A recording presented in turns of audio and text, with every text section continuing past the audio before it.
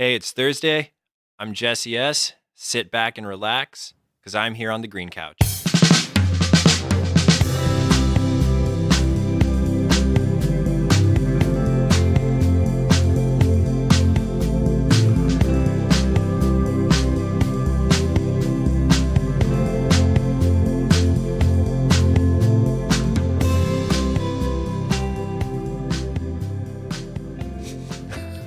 Welcome to 2020, Bill. Bill has lost his voice a bit, so he's just kind of, I hear in spirit. Karaoke. Karaoke. You did karaoke last night? Till close. Oh, man. Yeah, you were kind of a wreck coming in this morning. We made it. It's our first podcast of 2020. Of the new decade. The new decade. And we started like we started the podcast in the beginning with a bass player. So Bill's a bass player. It was his idea to have a podcast. So I just went along with it. And so we're going to start our first one of the new year with a bass player. Jesse S. Jesse S. I just do want to share our guests from a few episodes ago. Low Haze are playing a show January 9th at the Satellite. I'm told it's free. It is free. I saw the flyer. Oh, okay. Yeah. No, it's free. And we're going to be there.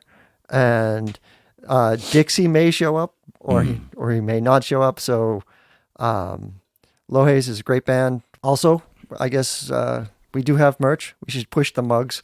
New year, new mug. New year, new mug. Actually, it's the same mug. Same mug for us, new mug for you. Yeah. It sounds like you should be doing the late night shift at like a jazz station. They should have hired me to do the voiceover on the Miles Davis movie they made 2 years ago. There was a Miles Davis movie? Yeah, Don Cheadle played Miles Davis, in the sort of like lost years. He disappeared for a while, and it was around the time. This story goes like he got surgery done on his voice. And they said all right, you can't talk for a while. They got surgery done on his throat, that is. And so he couldn't speak for a while. And then he got in an argument and screamed at somebody. Now, till the end of his life, I think he sounded something like I do right now after singing the Spice Girls till 2 a.m. It actually sounds pretty cool. Like your voice sounds pretty cool. I feel like a fucking super fun sight. Yeah. And this is New Year's without booze. This is just New Year's with karaoke. Yeah, I'm surprised because I was drinking last night, and when I woke up this morning, it was not pleasant. And you texted, last night you texted, hey, let's do 9 o'clock, and I was like, I don't know. And I got my shit together this morning, and then I'm like, I'll setting up the mics, and you walked in, man. I was like, what's going on? But it's all good. Do you have any resolutions? New Year's resolutions? Trying to lose 40 pounds and trying to get our first American band onto the label. Be nice to move into a larger apartment. But for the most part, I'm just trying to appreciate what's already going on. I feel very happy about this project you and I have started. Yeah, those are good. I have no resolutions. Good. You know, keep it that way. Because with me, the resolutions, they're never, for me, they're never attainable. Be a good person, out. Lose weight, out. So I'm just going to ride on with yours. I'm going to piggyback on your resolutions. I don't know about losing 40 pounds. But yeah, those are good. And, I think they're attainable. The 40 pounds thing, I don't know. But, that's up to you. I'm not going to piggyback on that one because I'm lazy. And I decided that I'm perpetually joining a gym. And maybe that will change. Maybe I'll actually join a gym. So maybe that's my resolution. But right now, I'm I've been joining a gym since like 1985. Every year, every resolution, I'm going to join a gym. So I'm perpetually joining a gym. But maybe that will change. I played drums for the first time yesterday in a couple of years. Wow. How'd that go?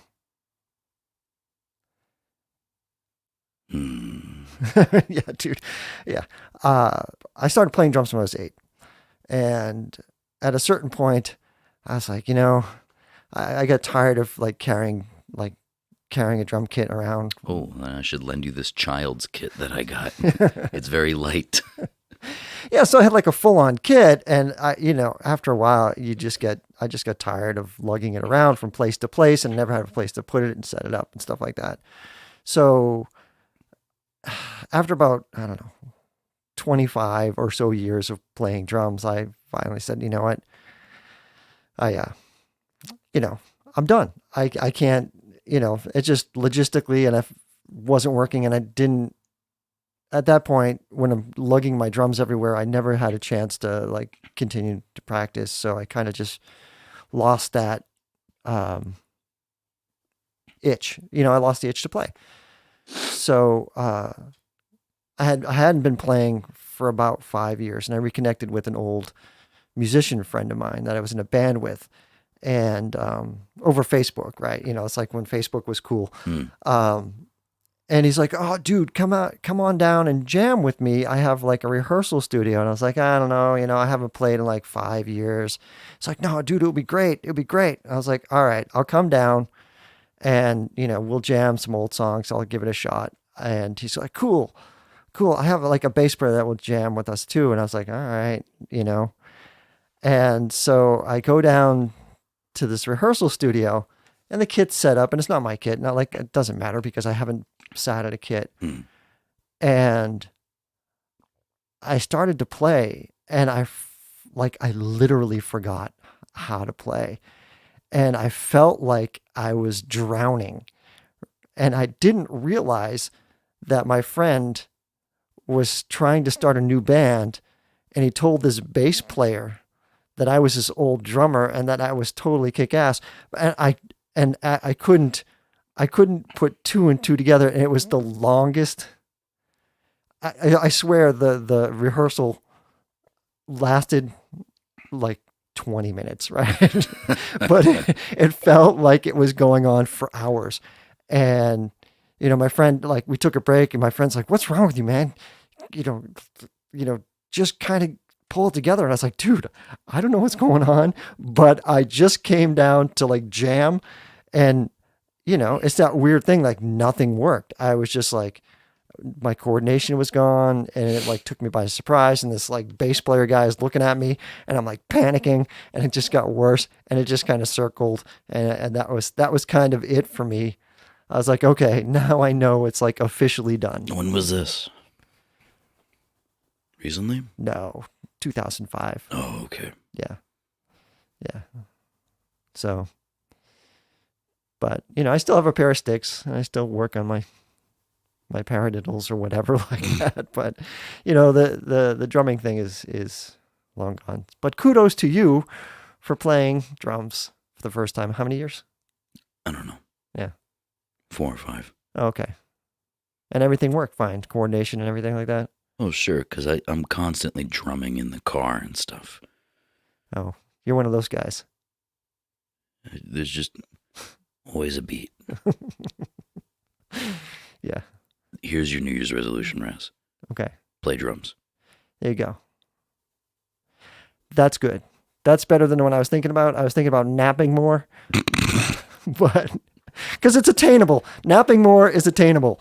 But yeah, maybe I will. Maybe it's a new year, new start. I mean, which will last for 3 days, and I'll be like, fuck, it's January. I got to pay rent. But for now, all right, I'm going to take that. I'll take that resolution. Play drums. Play drums. Okay. So let's dig into Jesse S. This he's a cool guy. He plays in a couple of different bands. He has his own thing, which is really great. And he's in a band called the Strangers. Also really good. 2 separate things. Interesting guy. Had a lot of things to say. We're going to kick it off with one of his songs, Him in L.A. are the best of times. These are the best of times. These are the best of times. These really are the best of times.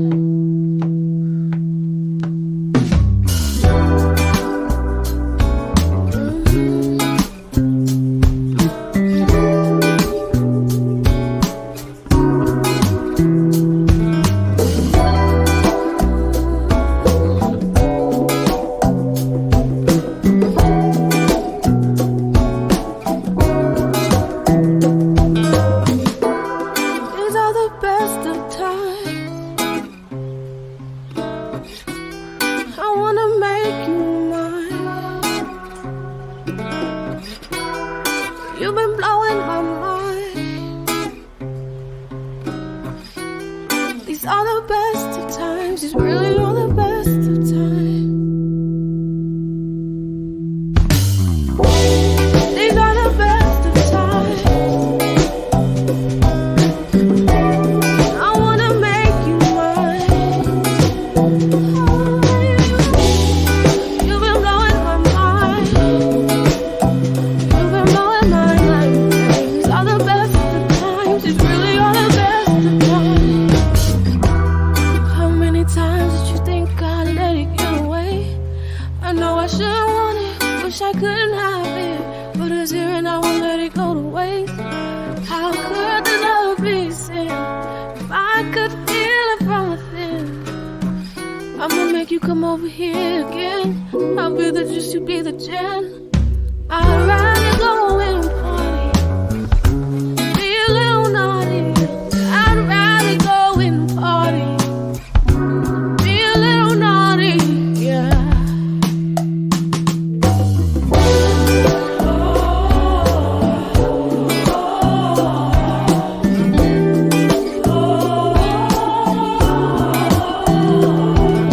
I'd rather go and party, be a little naughty. I'd rather go and party, be a little naughty, yeah.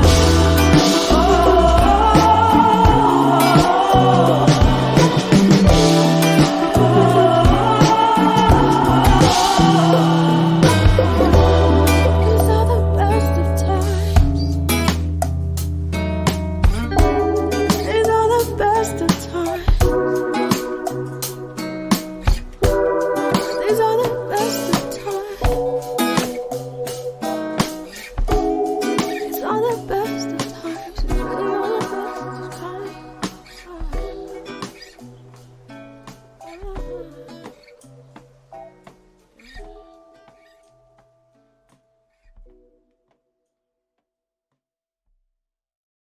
When I was a kid, I was into comic books, but not so much superhero comic books, although I appreciated them. But it was like if you went through that drawer, dude, it was 9 out of 10 Star Wars, you know?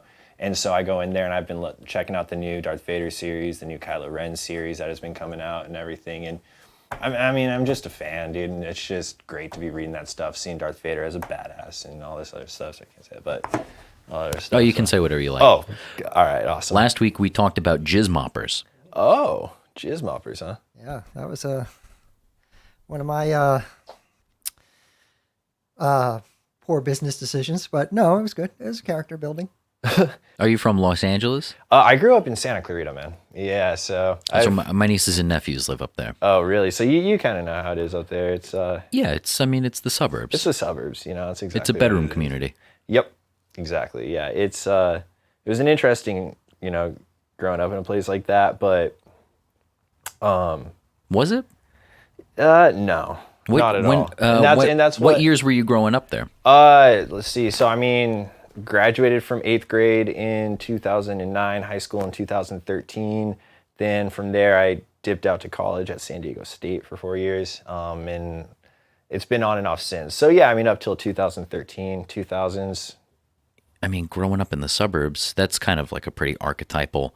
Yeah, I mean, That's an origin story for a lot of rockers. I mean, yeah, I guess whatever it is about the suburbs, something about that. I mean, a lot of the people in like the punk rock scene in the 80s, I mean, those all kids came out from the suburbs as well. I was wondering if that was sort of like if you spawned any interest in, or rather, if you grew up being interested in that sort of like tradition of SoCal suburban garage punk rock types. Well, yeah, because I mean that's if you want to play guitar, you want to play bass, and you're teenage to 11 years old or whatever, that's all you got up there really, and you're gonna only be able to play in your buddy's garage. There was one rehearsal studio up there that, from my remembrance, was kind of janky. You might as well just be playing in your buddy's garage, and what happened with that, especially in like the early 2010s, is it bred this really interesting music scene that you would expect though at the same time, because what it was is there were no venues up there. There are no venues up there for bands to play at. So you would have to go to up in the industrial zone, and there would be a warehouse. Someone's dad owned that warehouse, so you'd be able to go in there, and then they'd pack these rooms with 100, 200 kids, but then the lineup would be it'd be like a punk rock band followed by hardcore, followed by black metal, followed by a wannabe Blink band, and I mean, everyone was just there to have fun though at the end of the day, which is what I kind of enjoyed about it. It was just a good Friday night kind of hang place, and nothing ever bad happened there, and it was fun. But if you were trying to do anything other than that though, you had to come down here though, was the thing. If you were trying to be in, back then an indie band, if you were trying to get into hip hop or whatever, that wasn't happening up there by any means.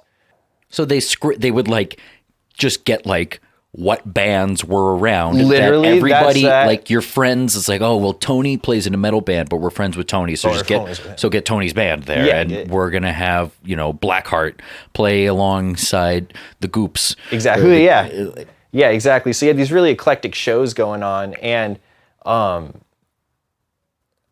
think that helped a little bit diversify a lot of some of the, at least, rock influences that I came to enjoy and stuff, because I never felt identified as like a metalhead. I never felt like I identified as someone that was just strictly punk or someone that was strictly alternative or whatever. It was all of that happening at once, and you're gonna like all that up there is kind of the thing as well. There were just the metal kids, there were just the punk kids, there were just the alternative kids, but for the most part though, a lot of people though, it kind of just, it was all of that, Yeah, it's like a melting pot. Oh, totally. Yeah. Totally. A melting pot of all those genres up there. And unfortunately, I have no idea what the scene is up there right now. Like I said, since 2013, since I've been back really 2017, I've only been up there so much since.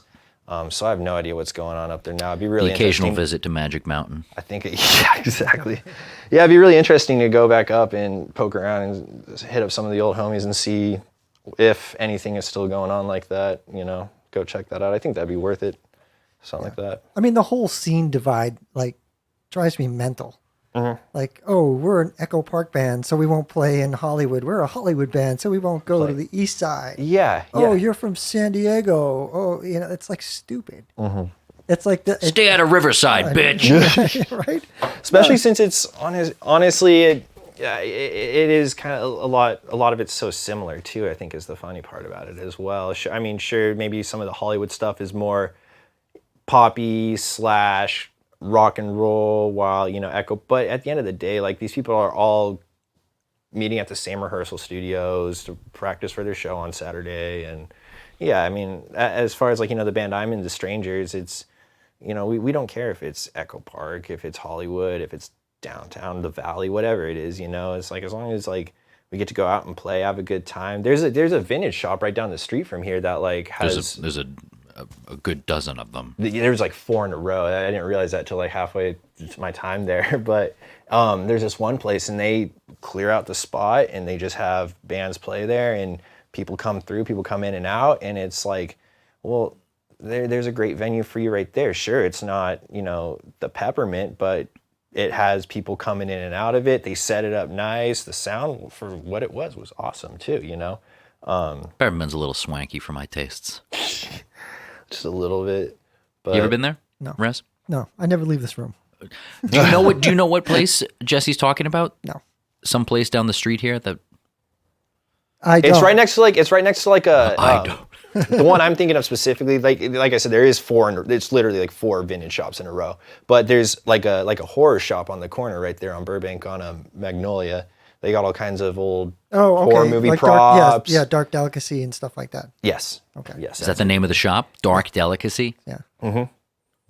Horror props and chocolates. Yeah. That's what that sounds like. Yeah.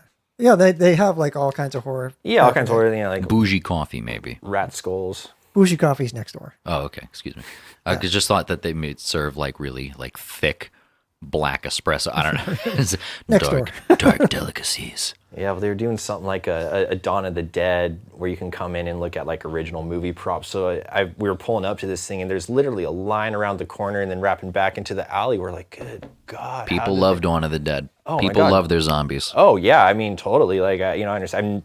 I've admittedly never seen the film myself, but I, could totally understand it. I love that kind of B horror stuff. Now, if I was a zombie, what I would do is I would set up shop and advertise a zombie paraphernalia and have a bunch of food just line up around the corner. And they're not going to run. People that are into this type of stuff, not known for exercise, So easy. So easy. So that's my plan for the All zombie right, George apocalypse. Romero. That's my idea for the zombie apocalypse. I am going to start a paraphernalia shop. And I'll just sell out to the zombies. It'll be like I'll be rich. Zombies have money, right? Oh, They don't pretty care sure. about money because what are they gonna spend it on? They can't buy clothes. It just Paraphernalia. right. Yeah. Food. Food. Yeah. And we'd have fat zombies and it would solve the zombie problem because the zombies would be too fat to hoard a lot of people. We could corral them. See, I got it all figured out. Yeah, forget a shot to the head, just type 2 diabetes. It'll take them right out. Right? Take them Right? out. No, let's play the long game. Yeah, exactly. Kill them slowly, make it painful. Right? Totally. Heart disease? Yeah, it's great. But you can outrun a fat zombie. I'm just saying. I don't know. This might end up on the editing floor. Who knows? Who knows? So Jesse, you said you play in a band called the Strangers. I do. Yeah, I play bass in that band. I started it with. At what point do you consider changing the name to the Friends? I don't think we're quite ready to make that commitment yet. Fair I think we'll know. We'll know when that time comes. Okay. Well, I think that will be apparent. How did you meet the Strangers? It was a interesting thing. There's this thing out there on the internet called bandmix.com. This second week in a row, we've heard about this. We interviewed this group, Low Haze, this indie band, and they said that that's how they met as well. There's a lot of people on it, and that's kind of the blessing and the curse of it, honestly. For every one that offered that you might consider, there's about 5 or 10 that come your way as well, where you're just like, absolutely not. You've seen stuff on there from. It gets bad fast. I'm really lucky though because I set up my profile and it was interesting how it all happened. I was in a Chipotle somewhere and I just happened to have my bass guitar next to me. Some like 40-year-old woman comes over to me and is like, musician? I said yes. She goes, you need to make a band mix right now. Just like that. Yeah, it was very, very kind of. It was kindly assertive, is how. So I wasn't offended, pushy. but really pushy. I was thinking, like, is this like a rep? Like, what's going on here? And she's like, no. She's like, I'm a singer. Just trust me. So okay. So to amuse her, honestly, I really thought of it. I just set it up. Took 2 seconds. Later that night, I get a message from a guy named Shane Tanksley. Hey, I'm a guitarist, and I'm just looking to start a band. If you want, let's get together sometime. Just crack some beers and jam a little bit, and talk about it, see what it's all about. He came to my apartment. I was living in North Hollywood at the time. Right away, we just clicked. I really dug the music that he was writing. And so me and him kind of started out. We eventually tacked on a drummer, and we eventually tacked on a lead guitarist over the course of the next 6 months. And before we knew it, we had a band. And last November is when we recorded our first 3 singles. And currently we're working on our first album. Oh, awesome. So, yeah. And you've always been a bass player. I've always been a bass player. It was the first instrument I really picked up. I did in elementary school, there was like an after school drum thing where they gave you a little pad and a book with quarter notes or something. But I really, I first went to the bass. I didn't, start on guitar and then move over or Just because a band needed a bass player. you called it. Yeah, that's cool. I mean, I'm glad we have a bass player on the show because like Bill's a bass player. Awesome. And, I think bass players don't get any love. We don't need it though. I know, but it's always like, it's like the singer and the guitarist, and it's always like, and then the drummer, and then there's a guy playing bass. You know what I mean? And his name is Geddy Lee. Yeah. Well, I mean, all right. Yeah. Yeah. And his name is Lemmy. Right. Okay. Name the other guys. Name the bass player in the Eagles. Right. Okay. Which one? So, but it's true. I mean, because I was in a band. And, Yeah. And it was And always his name is Bootsy Collins. Bootsy Collins. All right. I retract that. And his name is the guy with the really big hair in the Jimi Hendrix Experience. Well, you bring up a good point though, because but exactly though, like there are those. Is that Buddy Guy? No. Or was that the drummer? No. Neither. Neither. All right, fire. But that goes to show right there, like it is one of those things. Like there's those groups where a bass player is a star. Chili Peppers, another example with Flea, right? It's the first thing that comes to mind. But then, you ask, like who's the bass player in the Eagles? It's going to take some thought to it. Yeah. Who's the bass player in, name any other band who doesn't have the star bass player. You're most likely just a layman isn't going to know. You're sitting here with two bass players, but, anyone else. So, yeah. Because there was the era of, like, the great bass player. It was like the late 60s. Yeah. And I have a theory or a philosophy that every kind of like, the 70s was the era of the drummer. It was that, Keith Moon and John Bonham and, all that type of... It's really solid drummers. Right. Mm-hmm. The 80s was like the guitarist. Totally. Yeah. Right. And you start moving into the 90s and 2000s, it's all about singing. Yeah. But that into the 60s, late 60s, into the early 70s, that's the era of the bass player. That's when the bass is down. The 60s is when McCartney came out with all that stuff, just one right there. And we haven't even touched all the guys in, funk or soul and R&B at the time too. Motown. I'm sorry? The electric bass was only like 10 years old at that point. Yeah. Right. Yeah, that's the thing too. At the time, 51s were the first time a P bass ever dropped. And before that, it was, just the big old upright giant violin looking thing. Right, but you had like John Entwistle and you had John Paul Jones and Paul Jones, and then Bootsy Collins and all those guys. That was, to me, that was the era. This is just my philosophy. It's just it kind of goes in these weird chunks. That was like I noticed. Yeah, you do. You had people, like Carole King and the Wrecking Crew. Yes. Who came out with some of the best bass lines. She played on a bunch of the Beach Boys records. Oh yeah, she's Good Vibrations. Oh, Good Vibrations. Yep. Yeah, exactly. Exactly. Yeah. James Jamerson, another one comes to mind. Yeah. Yeah, a lot of great bass players coming out of that era. And really laid the foundation for what the bass was as an instrument in the rest of music for the next couple decades, despite maybe guitar being more at the forefront, drums, production, singing, whatever. Those people all laid down, like you were saying, was only 10 years old at that time, if that, Were you like a big like nerd? Yeah, I was. Like, were you like going over liner notes and CDs and stuff, being like, oh, who's the bass player on this record? Like when you were in those warehouses with the black metal band and the Blink-182 knockoff and the... It depended how into I was in the music and the record, honestly, Okay. a little bit, But was there something you were growing up listening to that spurred this all on, other than that one kid needing a bass player at the talent show?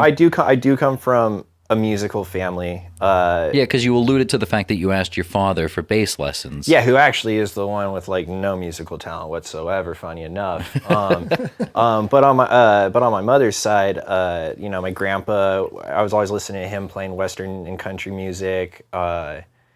My uncle, his son, also an amazing songwriter and electric guitar player. There's always music. Family gatherings on the holidays, there's always a point where we sit around for an hour or two just singing songs together with the guitar somewhere or something. And so myself, my brother, one of my cousins, two of my cousins actually, we gravitated towards the music side. And I think for me what it was is, sure, there's the guy that asked for it, but I also knew like I want to do something a little different than just the guitar. I think maybe it was just me being a young kid wanting to be a little different, you know, than everything else. And that's what gravitated me towards the bass as well. And then soon after I started picking it up, my stepdad actually showed me the Red Hot Chili Peppers. And I mean, it just blew my mind as a kid at that time. Yeah, the first time I heard like Higher Ground, I lost my mind. Oh yeah, I mean, you know, you've only been playing bass for 2-3 years, and you hear Flea. and you're learning these, you know, you're learning your basic lines, and then you hear, you know, Flea, you know, do the Higher Ground thing, or at the time Stadium Arcadium just dropped out, and there was songs, you know, like Humpty Bump, Snow, Hey-O had a nice line in it. I mean, all those songs, you know, and it just was like, oh, you can do that with the bass guitar. And then, I mean, then it just opens it up from there, because then, yeah, you start looking at like, oh, well, Flea, okay, well, what was Flea into? Oh, he was into, yeah, it was punk, but he was into the funk, so who were his guys? And then you go from there. And then I think I really started coming into my own was when I was in high school. You know, talking about, I was really cool, dude. I was the bass player in the jazz band. Sweet. And yeah, and so, but honestly, though, I mean, those were the best times in high school for me. I mean, I was in the rhythm section. It was the closest guys. The guy who, when we were in elementary school, started playing bass in the band, he was the guitarist at that point in it and everything. It was just a really tight-knit group of dudes. And we had an amazing instructor who could just, had this amazing ability to teach kids, you know, which is a pretty tough skill, and really helped us understand, you know, what each of our instruments can do and how to do it, and in this setting, that setting, so on. And so that's where I think a lot of the real branching out for me came, was like once I got to high school. It just opened up a whole new world for me, you know, when you got into the jazz stuff. He was really big too with like Latin jazz.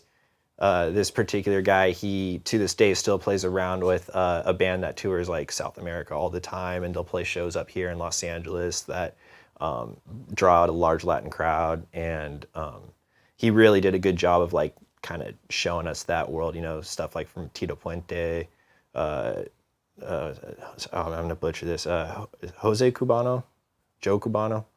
There was a guy, but he had some crazy songs that he'd always pull the charts out for. And the other thing too is my big eye wasn't Latin though, is I got really into the lines of Charles Mingus as well, with stuff like Aham. That record blew my mind. He has that song, Haitian Fight Song, with this really driving intro bass line that, like, I was surprised. I'm like listening to this thing as a high schooler, like, yeah, jazz is cool, I like it, it's a vibe. And then this thing got my like blood kind of going like a metal song would. I was like, okay, this is different. So do you keep up with a lot of jazz music? Not as much as I would like to anymore, unfortunately. Especially the newer stuff, I really haven't so much. The group you play with is, just say like an indie rock group? Oh yeah, totally, indie rock.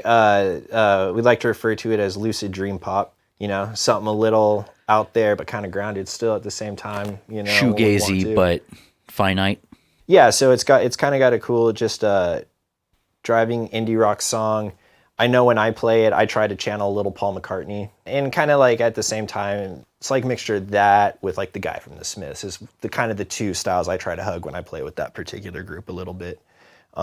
It works well. I mean, how he writes the songs with the chords, it just fits so well into that kind of genre right there. Well, that seems like a perfect place. Why don't we listen to a song from the Strangers? Sounds good. Absolutely.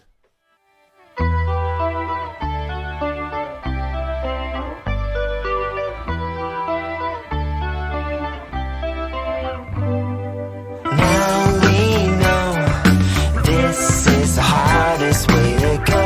I don't ever want to leave.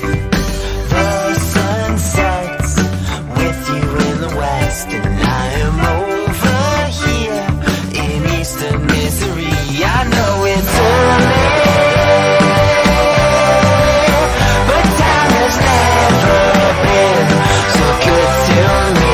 How about you not go?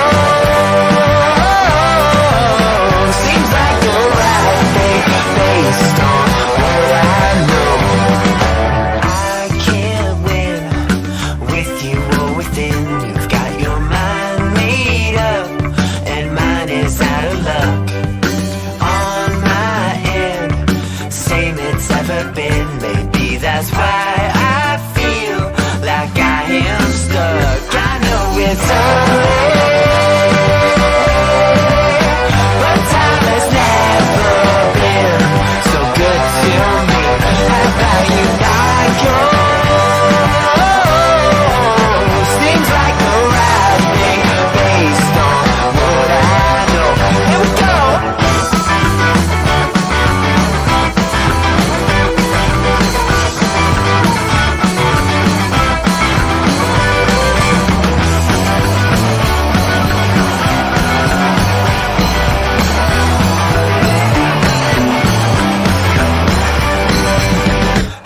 how you not go.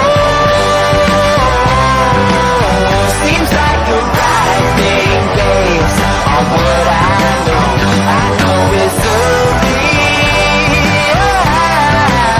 but time has never been so good to me. The sun sets with you in the west, and I am over here in eastern misery.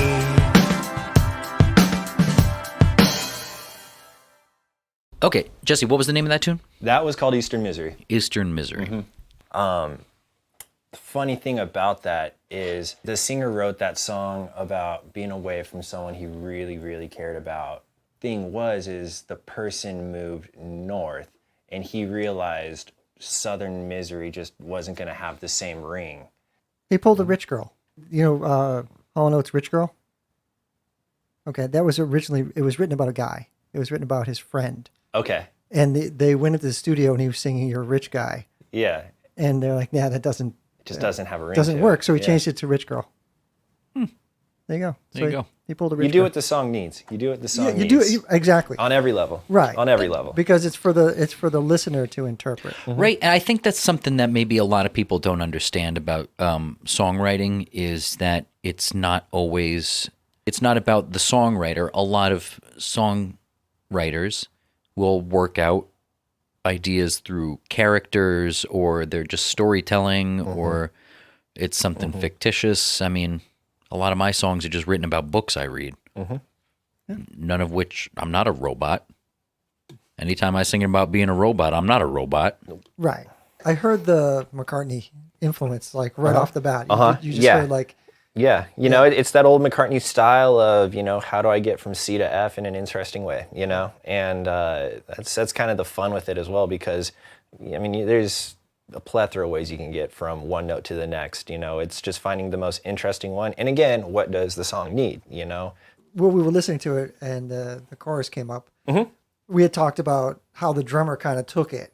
Yeah. And you kind of totally. laid back, and that's like, oh, this is a really good groove. And you were saying that your drummer is from... He is from Chile. Right. Yeah, he's from Santiago, and he... What's his name? Vicente Manzano is this gentleman's name, and he's also a very talented director. Look him up, he's great. One day we're just messing around, and his thing is like, we were always kind of like, oh man, there's so much like pop reggaeton out there right now, you know, and he'd always mess around and give it that reggaeton beat, and you know, while we're trying to tune or whatever. And he one day, like just trying to joke around, when that chorus came around, he did that, and we were like, okay, well, there's the chorus, you know. So we all followed along. I changed the bass line up to follow it a little better. I honestly can't remember what I was playing before at this point. And it ended up just, creating that chorus for you. These are the original members still? Nobody's been filtered in or out? It's all the guy you met from Band Mix, and then the So it's the drummer and lead guitar player you guys lead added guitar on? name is a guy named Sergio Gaindo. Killer. Also a great producer as well. He has his own project called Practical People. And that's the best part about it too, is like, you know, we're all kind of also doing our own thing, and this is like kind of us all bringing what we can bring to the table, and that ends up being, you know, the Strangers and stuff. I feel great because it's not just a band where there's a guy that just plays guitar and there's a guy that, you know, just drums or just does bass or whatever. You know, I think we all bring a couple things to the table, and then it's figuring out, you know, how to make the best hand out of that for each song. And it's a really, I love working with these guys, man, honestly, and I really can't say that for everybody, you know, a few, but, you know, for everybody, I mean, these guys, like, we just clicked right away, you know. It hasn't kept you from pursuing other projects, though. You do have I some solo material Yes, I online do. as well, right? Oh, yeah. I songwrite myself as well, and also my thing is, like, I just, like, honestly, like, kind of just, I really, really love just, like, making music with people. You know, whether it is this genre, that genre, you sing like this, you play drums like that. I just like love getting in a room with someone and seeing like, let's see what we can make, you know? So whenever I try to make my own stuff, I always want to make it as collaborative of a process as possible, you know, just bringing in your friends, you know? And so that's what I did, is with my friend ELIYENI, we created this song. We had been kind of just, you know, jamming together, been recording her voice for a while.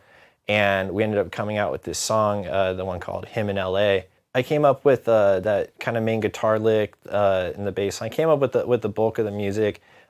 Music-wise, she ended up adding on towards the end some beautiful, you can hear a mellotron in there and some string arrangements and stuff. She came up with some of those layers that really, really just made the song so colorful. Yeah, I liked it because it sounded, it sounded kind of like live, and it just sounded not alive as opposed to live. Live, yeah. Well, like, yeah. alive. It seemed, Didn't sound dead. it didn't sound dead. Right. But I know what you're talking about. It kind of sounded like that LA thing. It's just Yeah, and I think when I was writing the music for that, it was a little bit because I have family that grew up in Santa Clarita. On my father's side, they all grew up out in East LA though, and unfortunately, I've never had really any opportunities to ever get close to that side of my family a little bit. I think it was like writing that song was like an attempt to like try to like kind of connect a little bit with like that side of my family a little bit or something, and in my own weird, without going outside of the house way, and then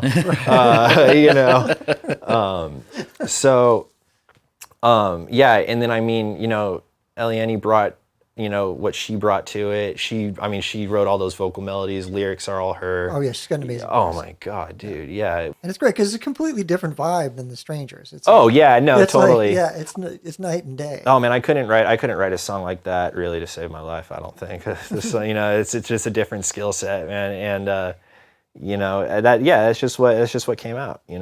There was another song on your Spotify page. The Ghost of You. So The Ghost of You. so we did a cover of My Chemical Romance's The Ghost of You.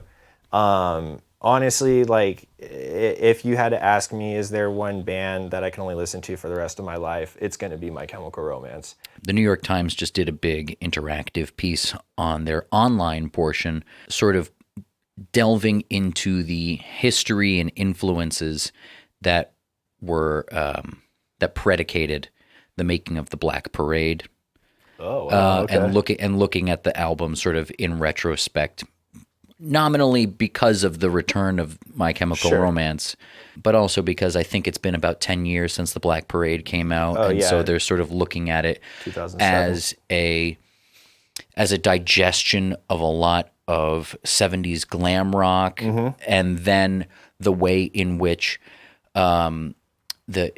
the sort of gothy emo music that My Chemical Romance was making has gone on to influence a lot of second iteration SoundCloud rappers, and the way that emo is finding its way into rap music now. I just had this show on Sunday, and part of it was kind of a question answer with a person from a record label, and when they were doing the questions, actually the DJ asked this question, and he was just saying something like, basically his question, gist of it was like, hey, what's the next wave? But as he was marking the waves, he's like, we had, trap from like 2016, 2017, and, then it was kind of like this kind of like more organic sound, and now we got people kind of like in their feelings a little bit, and referencing kind of the whole emo thing as well. And it was interesting to see. If you would have asked me when I was, in junior high, and I was in my all black My Chem shirt, 3 days out of the week, if you would have told me like this is gonna like really be an influence in rap, I'd be like, the heck are you talking about, Yeah. But here we are, and I saw something funny on Twitter the other day. There was something trending called #emo is dead. I guess kids are getting over the genre or something like that. It's like Again. That's always my favorite thing. Everybody's like, "Oh, this genre is dead." It never dies. It never dies. It never dies. No. There's still people making music like they're making 1940s jazz. Oh, totally. Like brand new to going, "Oh, I just want to make a jazz album." Oh, I'm yeah. the guy that's living with rock is dead for like the past 30 years. Yeah, exactly. It's like, all right, sure. Yes, yeah, And that's actually a good thing. I read an article, a Rock is Dead article that was saying that it's actually a good thing for a genre to die or be considered dead. Yeah. Because all the idiots bail and you're left with the people that really like the really love genre. it. Yeah. So yeah, sure. a good point. I've never thought that way. Emo's dead. Fine. That gets rid of all the fuck nuts that were just doing it just to be fuck nuts. So now fuck it's just nuts. people that are into that genre. So fine. Yeah, it's dead. Great. Yeah, you know, and it's interesting because I would have never thought. I mean, when mumble rap was kind of first coming out and really starting to gain traction back in like 2014, 2015, like I'll admit, like I was kind of scoffing at it, like totally, you know what I mean? Like, oh, it's the kid from high school trying to be a rapper or whatever, you know? But next thing I know, I'm like, I never would have thought I would have been into Lil Peep. Never, ever, you know? That's a And very clear example of the My Chemical Romance influence I think it's the most on pure rap. one you could really make, you know? I mean, there's some others, but I think R.I.P. Peeps. R.I.P. Lil Peep, man. But I would have never thought I would have been into something like that, even if you asked me 2-3 years before that. And I think it's totally just, you know, you're seeing that genre evolve and go forward. You know, I'm going to be really interested to see if My Chem does like new music, if they decide to go that route. I'm be really interested to see what they come up with, because at the end of the day, those guys can, you know, they can write, you know, whatever song they want, you know. So, you know, who knows what they'll end up doing, but. Do you have any ambitions of your own to write your own rock opera? Now that you mention it, I'm starting to feel the fire burn a little bit, I guess. I think, and the thing is too, is I would like to see another big artist put something out there like that. Maybe not a rock opera, but maybe a rap opera. Maybe It's called Hamilton. well, there you go. Going back Yeah. to the cover. Sure. I was going to say, there's like really solid bass playing on that. That's what I wanted to bring up. I Cool, was man. like, yeah, I was listening to it, I was like, oh, okay. Thanks. Yeah, you know, it was just that song in particular too was fun, just because, again, it's like there's a couple different, you know, styles kind of going on there, you know, and so it's like, all right, well, which one of those styles do I want to hug on which part, you know? Do I want to just follow a kick and snare here? Do I want to really go full McCartney here? You know, there's another part I kind of pulled like some ska influences from, you know, and so we recorded the bass, I think, like 3 or 4 different ways until we finally settled on a sound with that. There's a trick that a lot of bass players are doing right now to get kind of that thumpy pick sound a little bit with it, which is, you know, they'll put a piece of foam, or you can buy like a specifically made piece of foam right at the bottom of the bridge. So at the bottom of the bass where that metal is, where the strings meet right there, you can slip a piece of foam in there. Auto palm mute. Exactly. It palm mutes it, and it's like, and where you don't really have to have your palm there though. And yeah, we just did that with one of the producer's girlfriend's socks. And we just was like, yeah, same sound. And so I think that's the one we ended up sticking with right there. Yeah. And that song was also with ELIYENI as well, correct? The Ghost of Strangers You? one? Oh, Ghost of You. Yes. So she's singing that one. Yeah, that Ghost of You fun. That was really, obviously, you know, fun to make because it's a song that I've, you know, really enjoyed for the X amount of the last years. Mm-hmm. And to kind of like, all right, like, well, I want to definitely like retain the integrity of the song to where you're like, okay, this is, yeah, I know this one from My Chem, but also like definitely give it like a new kind of, you know, give it a new vibe though to it. That's, you know, more me and ELIYENI's style a little bit, you know. Do you guys have any intention of recording more? Oh yeah, we're talking about it all the time. And honest to God, I have, I think, about 10 or 12 unfinished songs of us working together. Mm-hmm. And I know there's like 2 or 3 where like, yeah, these are never going to see the light of day.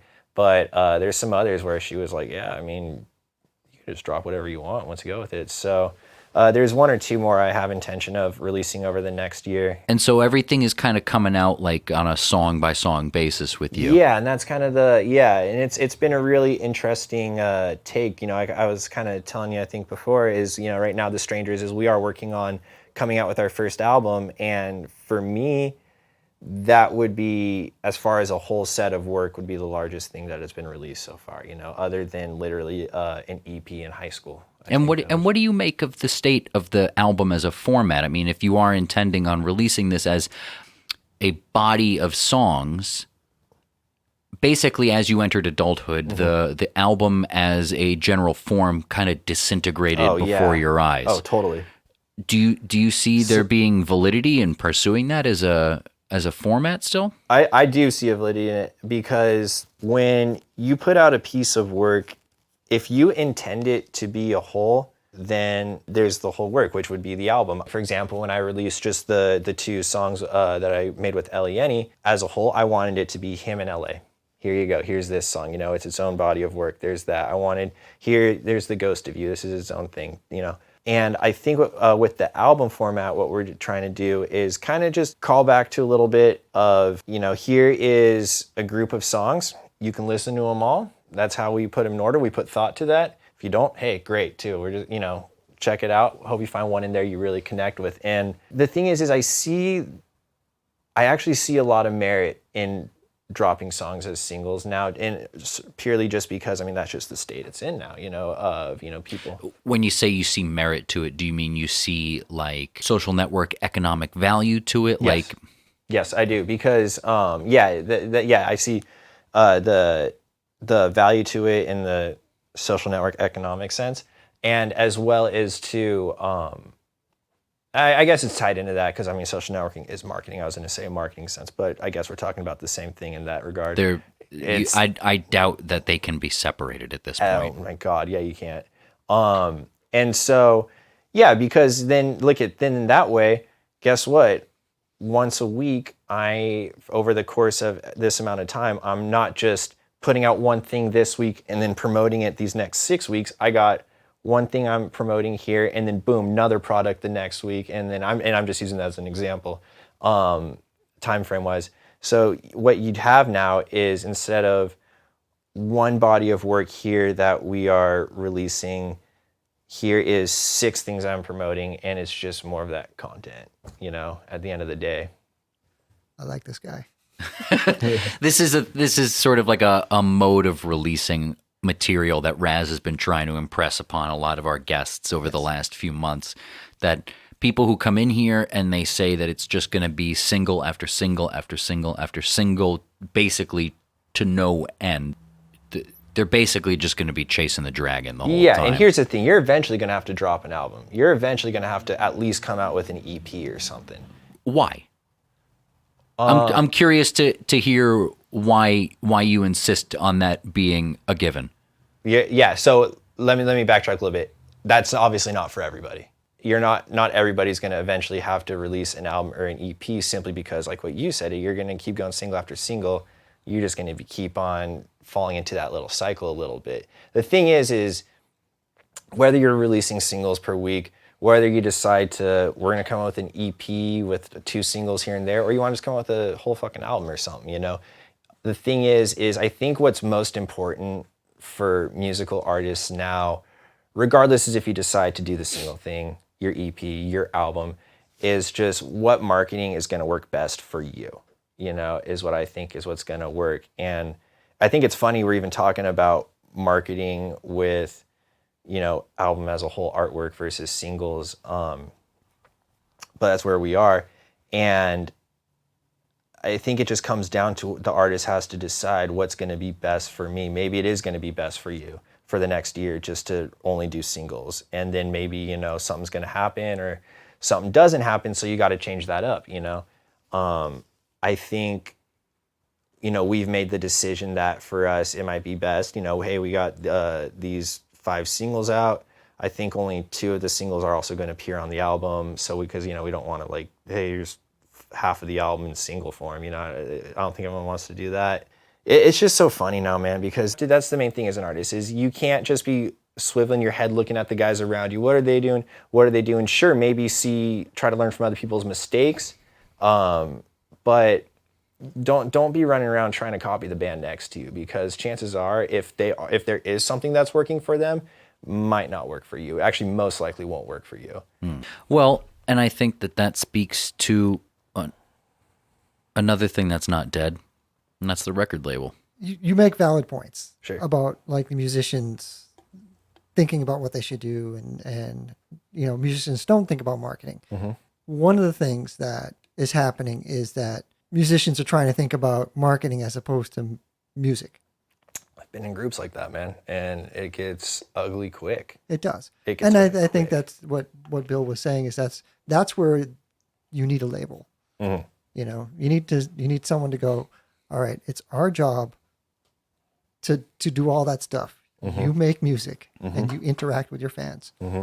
And you also alluded to musicians looking at other bands doing certain things, Mm-hmm. and it's not necessarily them looking at it is, because all these bands are looking at the machine that tells you that you have to release singles. So the reason why everybody thinks they have to release singles and they have to do it this and they have to do release single and they have to do a video and they have to keep doing that is because the machine that makes money from you releasing your singles every other week is making money from you releasing the singles every week. So they're making money off of you. And obviously the artist, there's a whole big thing about that. Oh, totally. It's not, everybody is just, they're feeding the beast. They're feeding the whole, oh, I got to post. Why do you got to post? Because the company that says I got to post is making money off. I got it, yeah. Right. So it's not necessarily, it is a little bit of musicians looking at other bands, seeing what's work. Sure. But it's more of like, there's like a group think of like, we got to do this because this is what we got to do because they're told by the machine that's making money off of them doing it. If you have that dreaded under 1,000 thing on your Spotify, you shouldn't be releasing singles because nobody's clamoring for your music. Oh, no, yeah. Right. Right. So that's our contention. I'll kind of leave it at that because I can start proselytizing real quick, and I'm not going to get into that. Yeah, Jesse. So you're a busy guy. I mean, you've got a couple of things cooking. Is there a centralized place where people who are interested in all these different sounds you're making would be able to sort of find their way to this new EP, to the heavy metal band, to the Strangers, to the collaborations with your singer friend? Like, yes, yeah. That'd be my Instagram page. Anywhere else? Do you have a website of your own? You have a Twitter page, anything like that? I do not. I have a Twitter page. I do not do a good job of keeping it music related. It's kind of more just my opinions, honestly. That seems to be, of all, when we speak to musicians, that seems to be somebody in the band usually gets saddled with working on the Twitter page, and it just becomes like, oh, well, I guess Kevin's a Sanders bro. Yep, yeah, that's all it is. And then there's Baby Yoda again, You're scrolling down, That's honestly all my pages, I think, is, it's just political crap. A lot of Star Wars, a lot of NBA memes. I don't even watch the NBA, but their memes are great. There's some music on there. Although a lot of My Chemical Romance references, actually. A lot of My Chemical Romance references. So. It's just pictures of Kevin Durant in black Hot Topic t-shirts. There you go. Dunking Baby Yoda. At a Sanders rally. Sums it up pretty well. Craziest meme. All right, we're going to leave it at that. Jesse, thank you very much for coming in. Thank you. And sitting on the green couch. It's been a pleasure. No, you guys, this has been great. Awesome. Thank you so much. That's good. Good talk. Good talk. Good talk. Good talk. Emo's not dead. On the Green Couch is a production of ArtSchool Records in conjunction with and recorded at Project 4 Studios in Burbank, California. The show is edited by Raz, with additional production support by Dixie Trussell. Please remember to subscribe, rate, and review us in Apple Podcasts or wherever you get your podcasts. It all goes to helping other people find us. For more information, please visit our forever home on the web at artschoolrecords.com. I'm Bill Zunkin, and thanks for listening.